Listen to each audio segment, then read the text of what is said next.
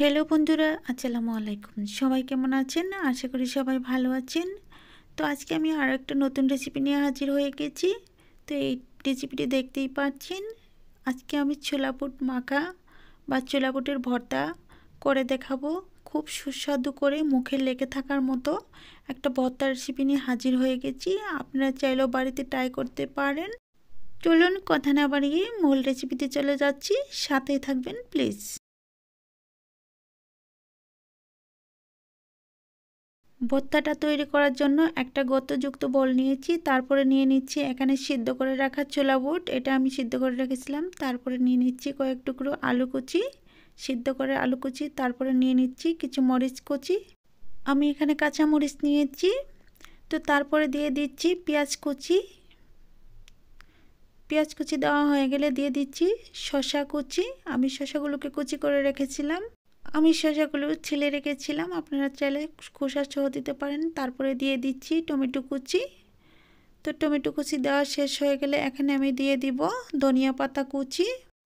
ধনিয়া পাতাগুলো আমি আগে কুচি করে রেখেছিলাম। তারপরে এখানে দিয়ে দিব জিরার গুঁড়ো। জিরার গুঁড়ো দেওয়া শেষ হয়ে গেলে 1 চামচের মতো চাট মশলা দিয়ে দিব। তো এই ভর্তার স্বাদটাই আনবে চাট মশলা। তো আপনারা চাট মশলাটা স্কিপ করবেন না, এটা দিলে স্বাদে দ্বিগুণ হয়। তো দেওয়া শেষ হয়ে গেলে দিয়ে দিচ্ছি স্বাদ মতো লবণ। তারপরে দিয়ে দিব সরিষার তেল। আপনারা সরিষার তেলটা দেওয়ার চেষ্টা করবেন, এই তেলটা দিলেও ভর্তাটা অনেকটা স্বাদে বেড়ে যায়। তারপরে এটাকে হাত দিয়ে আলতোভাবে মেখে নিতে হবে। তারপর যাই বলছি, যারা আমার চ্যানেলটি সাবস্ক্রাইব করে নেয়, যদি আজকের রেসিপিটি ভালো লেগে থাকে অবশ্যই চ্যানেলটি সাবস্ক্রাইব করে দেবেন আর নোটিফিকেশন অন করে রাখবেন নতুন নতুন রেসিপি সবার আগে পাওয়ার জন্য। দেখতেই পাচ্ছেন ভর্তাটা কতটা লোভনীয় হয়েছে, একবার খেয়ে দেখতে পারেন কেমন হয়েছে। তো এইভাবে যদি আপনারা বাড়িতে ভর্তা তৈরি করেন অবশ্যই ছোটো বড়ো সবাই পছন্দ করবে। তো আজকে আমি যেভাবে ভর্তাটা বানিয়েছি ঠিক সেইভাবে যদি আপনারা ট্রাই করেন অবশ্যই সুন্দর হবে। তো আমি সর্বশেষ দিয়ে দিচ্ছি 1 ফালি লেবু। লেবু থেকে রসটা বের করে দিচ্ছি, কারণ লেবুটা আমি আগেই দেই নাই, তিতা হয়ে যেতে পারে, তার জন্য আমি লেবুটা পরে অ্যাড করছি। তারপরে একটা চামচের সাহায্যে এটা আমি মিশিয়ে নিচ্ছি। মিশিয়ে নিয়ে তারপরে আপনাদের সুন্দরভাবে সার্ভ করে দেখাবো। আসলে ভর্তাটা কেমন হয়েছে না দেখলে বুঝতে পারবেন না।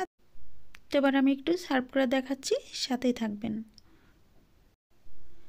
হাতের মাখা ছোলা বুটের ভর্তা না খেলে অবশ্যই মিস করবেন। আজকে যেভাবে আমি ভর্তা বানিয়েছি আপনারা অবশ্যই ট্রাই করবেন। আর এই ছোলা বুটের ভর্তা হিসেবে নয়, এটা আপনারা চাইলে সালাদ হিসেবেও খেতে পারেন, আবার ভর্তা হিসেবেও খেতে পারেন।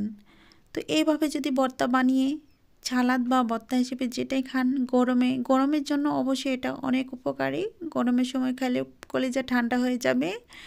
আর এইটা একটা হেলদি খাবার, এই খাবার খেলে অবশ্যই ভালো লাগবে।